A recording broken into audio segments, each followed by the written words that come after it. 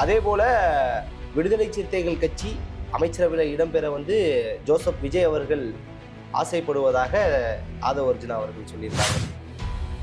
அதாவது ஆளுங்கட்சியில் ஆட்சிக்கு ஆதரவு கொடுக்கிறோம் என்கிறார்கள். அதேபோல் எதிர்கட்சியுடன் கூட்டணி தொடரும் என்கிறார்கள். ஆபத்தானது அபாயமானது என்பதை தெரிந்திருக்கிற இந்த தமிழக வெற்றி கழகம் அந்த கட்சியை எப்படியாவது உள்ள கொண்டு வந்து அமைச்சரவையில் சேர்த்துறணும். இந்த கட்சியின் ஆதரவு இல்லாவிட்டா அந்த ஆட்சியை கவிழ்ந்துரும் அப்படின்னு சொல்லும்போது தான் இவர்களுடைய மிரட்டலுக்கு தேவைக்கு அடிபணியும். விடுதலை சிறுத்தைகள் கட்சியினுடைய முழக்கமே ஆட்சியிலும் பங்கு, அதிகாரத்திலும் பங்கு. ஆமா, அந்த பங்குகளை கொடுக்காதவர்கிட்ட ஒத்தடிமையா இருந்து வேலை செய்வார்கள். தரப்புல இருக்கக்கூடிய எம்எல்ஏக்கு அமைச்சரவையில் இடம் கிடைக்கல அப்படின்னா அவங்களுக்கு எவ்வளவு பெரிய ஏமாற்றமா இருக்கும். ஏன்னா கட்சியினுடைய பொதுச் செயலாளர் எடப்பாடி பழனிசாமி அவர்களை எதிர்த்து சட்டமன்றத்தில் ஆதரவா செயல்பட்டாங்க.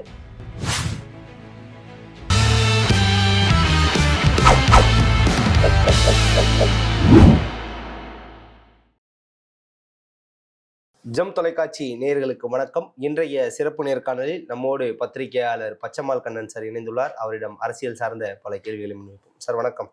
வணக்கம் சார். அதாவது தமிழக வெற்றி கழகம் ஆட்சியை அமைச்சிட்டு இருக்காங்க. தமிழகத்தினுடைய முதலமைச்சராக திரு ஜோசப் விஜய் அவர்கள் இது பண்ணிட்டு இருக்காங்க. அவர் தலைமையிலான அமைச்சரவை தற்போது ஒரு சில அமைச்சர்களுக்கு பொறுப்பு வழங்கப்பட்டுள்ளது.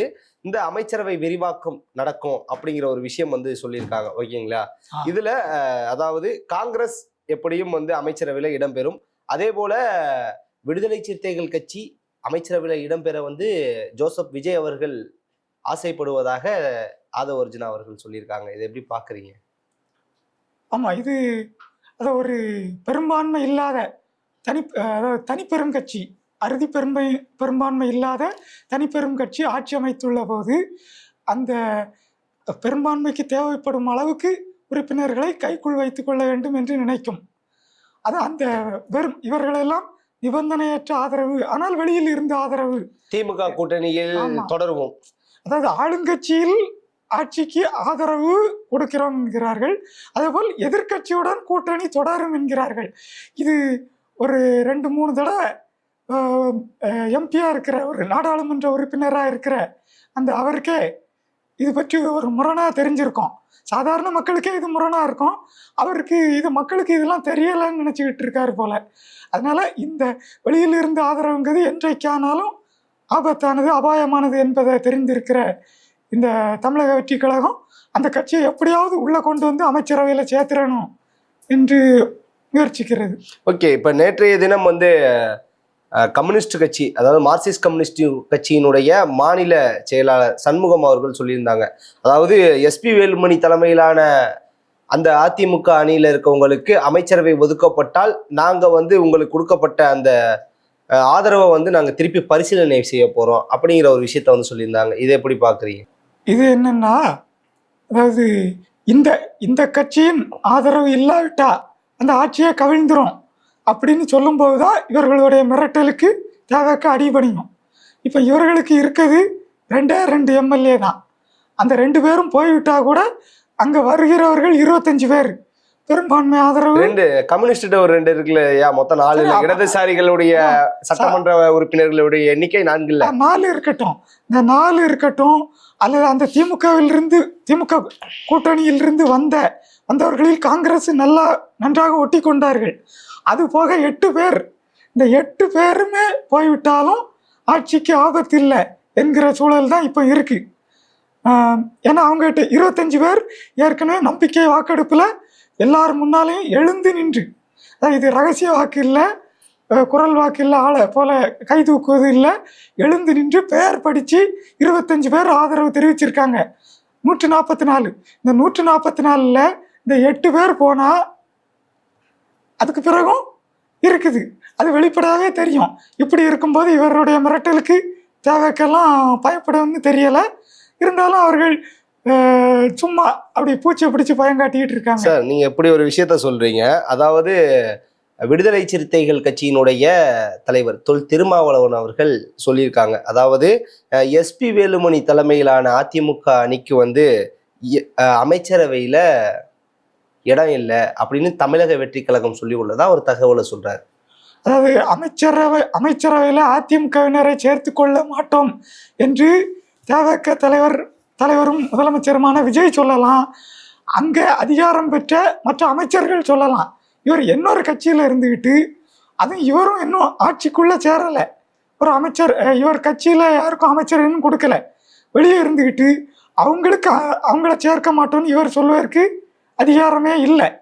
இவர் தன்னுடைய விருப்பத்தை அங்கே உள்ள திணிக்கிறார். அவர்களுக்கு கொடுக்கக்கூடாதுங்கிறாரு. கொடுக்க மாட்டார்கள் என்று இவர் சொல்ல முடியாது.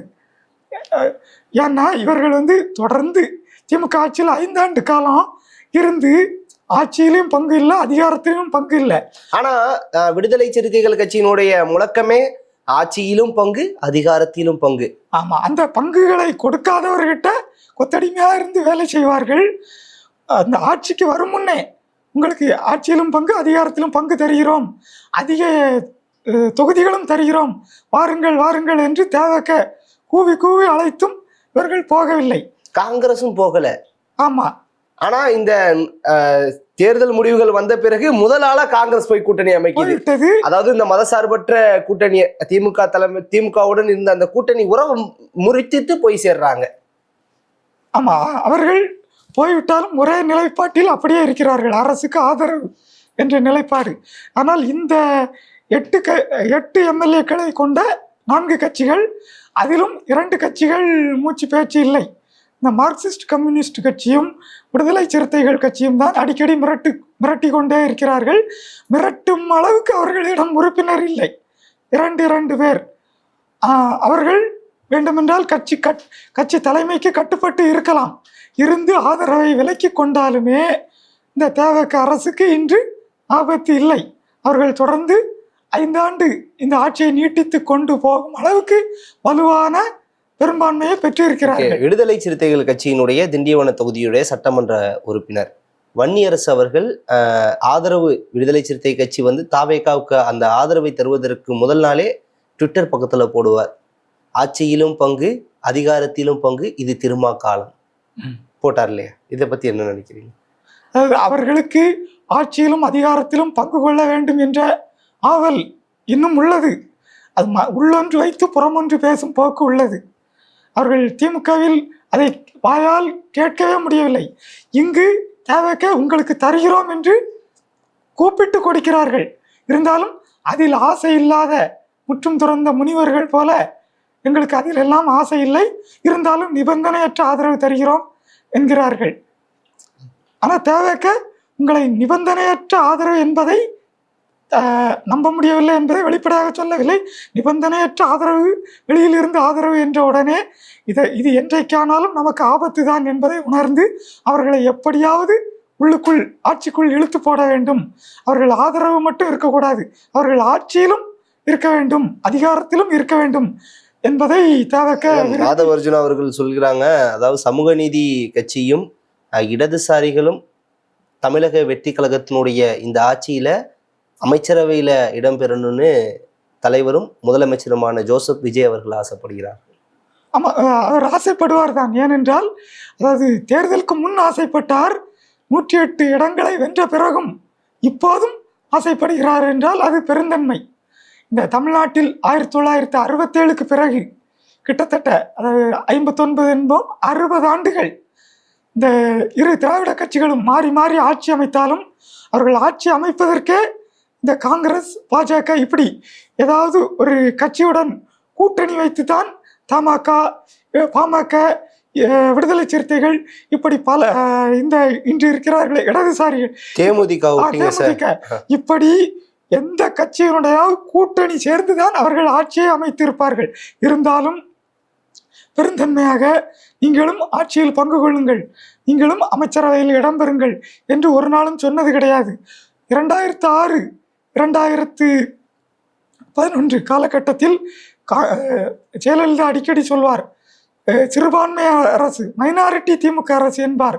அப்படி சிறுபான்மை திமுக அரசாக இருந்தாலும் அது காங்கிரசின் ஆதரவை பெற்று ஆட்சி அமைத்தாலும் அப்போது காங்கிரசுக்கு பங்கு கொடுக்க பாமக விட்டுட்டீங்க பாருங்க, அவங்களும் ஆதரவுல கொடுத்தாங்க. கொடுத்தாங்க. இவர்கள் யாருக்குமே பங்கு கொடுக்கவில்லை. ஆனால் இன்று இருக்கும் தேவைக்க அந்த வஞ்சனை, வஞ்சகம், இரண்டகம் அந்த எல்லாவற்றையும் சுட்டி காட்டும் வகையில்தான் இந்த தேர்தலுக்கு முன்னே ஆட்சியிலும் பங்கு அதிகாரத்திலும் பங்கு என்ற ஒரு நல்ல முழக்கத்தை முன்வைத்தார். அதை ஆட்சியிலும் செயல்படுத்தி காட்டுகிறார். அதை பெருந்தன்மையுடன் இந்த கட்சிகள் ஏற்றுக்கொள்ள வேண்டும். சின்ன பிள்ளை போல், சின்ன பிள்ளைகளுக்கு இந்த ஐஸு, சாக்லேட்டு இதெல்லாம் திங்க ஆசையாக இருக்கும், இருந்தாலும் எனக்கு வேண்டாம் என்று வீம்பு பிடித்து ஆளும். அதுபோல்தான் இந்த சிறிய கட்சிகள் இன்று வீம்பு பிடிப்பது நமக்கு தெரிகிறது. ஓகே, இப்போ விடுதலை சிறுத்தைகள் கட்சி அதாவது அங்கே இருக்கக்கூடிய பொதுச் செயலாளர்கள் எல்லாருடையும் ஒரு ஆலோசனை, மேல்மட்ட தலைவர்கள் எல்லாம் ஆலோசித்து முடிவு சொல்றதாக ஒரு தகவல் சொல்லியிருக்காங்க. அது மட்டும் இல்லாமல் இந்திய யூனியன் முஸ்லீம் லீக், அதாவது IUML, அவங்க நாளைக்கு அவசர ஆலோசனையை இப்போ பண்ண போறாங்க. இதன் மூலம் நம்ம கணக்கு பண்றது மாதிரி தமிழக வெற்றி கழகத்தினுடைய அமைச்சரவையில IUMLும் இணைய வாய்ப்பு இருக்கா? இணையலாம், வாய்ப்பு இருக்கிறது.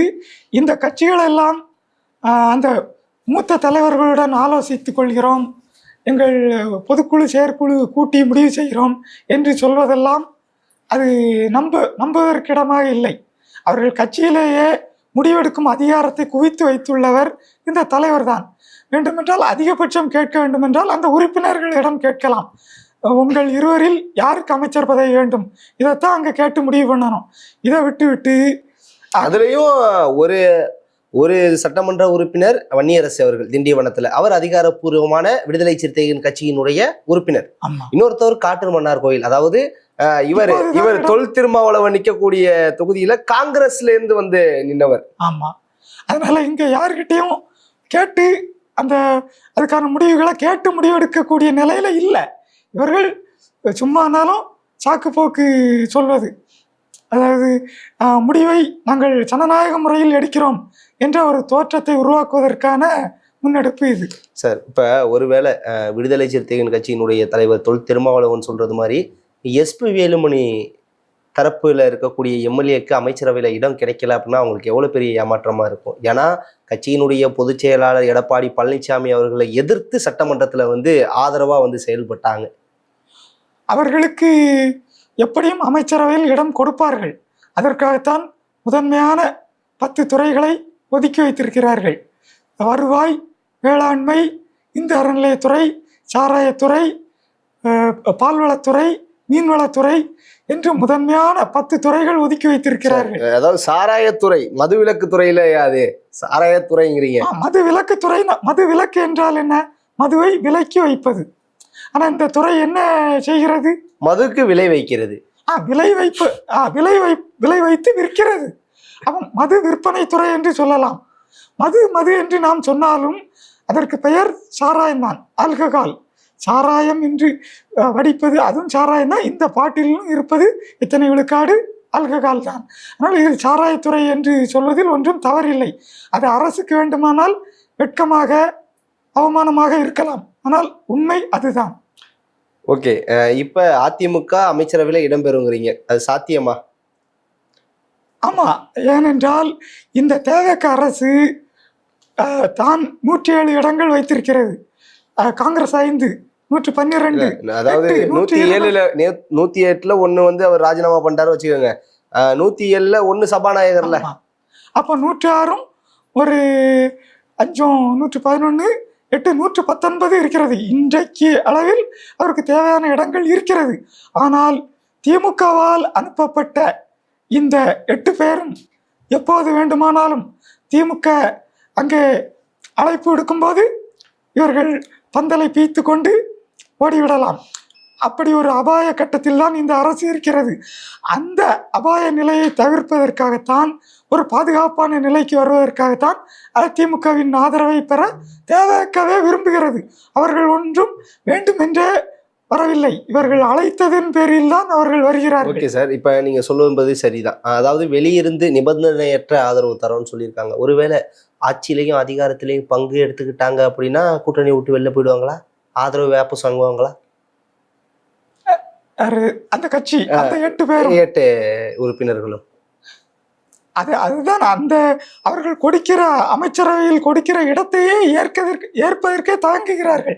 எனக்கென்று இன்னொரு ஐயம் எப்படி வருகிறது என்றால், இவர் கூட்டத்தை கூட்டி மூத்த தலைவர்களிடம் ஆலோசித்துக் கொள்கிறேன் என்று சொல்வது ஒருவேளை திமுக தலைவரிடம் கேட்டு அவர் சொன்னால் பெறுவார்களா என்றுதான் நினைக்க வேண்டியுள்ளது. Okay sir. இப்போ குறிப்பாக ரொம்ப நீண்ட நாட்கள் நீண்ட ஆண்டுகளுக்கு பிறகு காங்கிரஸ் அமைச்சரவையில் வந்து இடம்பெற போகுது. எப்படி பார்க்குறீங்க? 1967க்கு பிறகு 60 ஆண்டுகளுக்கு பிறகு தமிழ்நாட்டில் ஆட்சிக்கு வரவில்லை, ஆட்சியில் பங்குக்கு வருகிறார்கள். அது ஒரு நல்ல முன்னேற்றம் தான். நீங்கள் முதலில் சொன்னது போல் ஆட்சியிலும் பங்கு அதிகாரத்திலும் பங்கு வாருங்கள் வாருங்கள் என்று கூவி கூவி அழைத்த போது காங்கிரஸ் வரவில்லை. 70 சீட்டு தர. ஆமா, அவர்கள் அழைத்த போது கிட்டத்தட்ட ராகுல் காந்திக்கே இந்த கூட்டணியில் சேர்ந்து விடலாம் என்ற விருப்பம்தான். அவர் அதனால்தான் திமுகவுடன் ஒரே மேடையை எங்கும் இந்த தேர்தலில் பகிர்ந்து கொள்ளவில்லை. ஆனால் இங்கு அந்த கட்சியை வழிநடத்தியவர்கள் அந்த கூட்டணியில் தான் சேர வேண்டும் என்று தவறாக வழிநடத்தி விட்டார்கள். இங்க தமிழ்நாட்டினுடைய காங்கிரஸ் கமிட்டி தலைவராக இருந்த செல்வ பெருந்தகை அவர்களை சொல்றீங்க. மூத்த தலைவர் ப. சிதம்பரமும் நீங்க சொல்றீங்க. ஆனா வந்து தாவேகா கூட கூட்டணி சேர்ந்து ஃபர்ஸ்ட் ஆளா செல்வ பெருந்தகை தான் போறாரு. இப்போ அதாவது தேவக வெற்றி பெற்ற பிறகு போராட்டம்லாம் வேற நடத்தினாரு. ஆம், ஆனால் அதான் முதலிலே போயிருந்தால் அங்கு போய் அதாவது 28 கூமுட்டைகளை வாங்கி அதில் ஏதோ 5 முட்டை கருவுற்று வந்திருக்கிறது. ஆனால் தேவகவுடன் சேர்ந்தால் அத்தனை முட்டைகளும் குஞ்சு பொறித்திருக்கும். இன்று ஒரு துணை முதலமைச்சர் பதவியையே பெற்றிருக்க முடியும். அப்படி ஒரு வாராது வந்த வாய்ப்பை காங்கிரஸ் தவற விட்டுள்ளது. இப்போதும் ஒன்றும் கெட்டுப்போகவில்லை. 2 அமைச்சர்கள் கிடைக்கும் என்று நீங்க சொன்னது மாதிரி, அதாவது மொத்தமாக இவங்க தேர்தலுக்கு முன்பே தமிழக வெற்றி கழகத்து கூட கூட்டணி அமைச்சிருந்தாங்க காங்கிரஸ் அப்படின்னா பல இடங்கள்ல வெற்றி பெற்றிருக்கலாம் போலயே. ஆமா, மீண்டும் வந்து காங்கிரஸ் உயிர் பெற்றிருக்குமே. ஆமா, உயிர் பெற்றிருக்கும். இந்த 2 திராவிட கட்சிகளும் அதன் பிறகு கூட்டணிக்கு இப்போது தேவக எப்படி வலை வீசி தேடியதோ அப்படி எங்களுடன் யாராவது கூட்டணி சேருங்கள் என்று இந்த 2 திராவிட கட்சிகளும் வலை வீசி தேடி பிடிக்கக்கூடிய நிலைக்கு வந்திருக்கும். இனி அடுத்த தேர்தலிலும் நிலை அதுதான், வரும் உள்ளாட்சி தேர்தலிலும் அப்படித்தான் நிலை இருக்கும். அதாவது குறிப்பா அமைச்சரவையில யார் யார் பங்கு பெறுவார்கள் அப்படிங்கிறதெல்லாம் பொறுத்து தான் நம்ம பார்க்கணும். அது அடுத்த விஷயம். இப்ப திமுக எதிர்கட்சியா செயல்பட்டு இருக்காங்க. இப்ப இவங்க கூட்டணியில தான் தொடருவோம், திருப்பி திமுக கூட்டணியில தான் தொடருவோம் அப்படின்னு சொல்லிட்டு எல்லா கட்சி தலைவர்களும் சொல்றாங்க. இதை எப்படி பாக்குறீங்க? இது ஒரு முரணானது. இப்படி ஒன்று இருக்க வாய்ப்பில்லை. அதான் ஆளுங்கட்சியில் எங்கள் ஆதரவுடன் ஆட்சி நடைபெறுகிறது, ஆனால் நாங்கள் எதிர்கட்சியுடன் தான் கூட்டணி என்பது அரசியல் தெரியாதவர்கள் கூட, சின்ன பிள்ளைகள் கூட கேட்டால் இது எவ்வளவு பெரிய முரண் என்று சிரிப்பார்கள். அப்படி ஒரு நிலையை இப்படி பல ஆண்டுகளாக, அதாவது நூற்றாண்டு கண்ட பொது உடைமை இயக்கத்திலிருந்து இப்படி பேசுவது அரசியல் அரிச்சோடியை அவர்கள் படிக்கவில்லை என்று நாம் நினைக்கலாமா, இல்லை நாம் படிக்கவில்லை என்று அவர்கள் நினைத்துக் கொள்கிறார்கள் போல. ஓகே, உங்க சிறப்பான தகவலுக்கு ரொம்ப நன்றி சார். தொடர்ந்து வந்து விவாதிப்போம். நன்றி, வணக்கம்.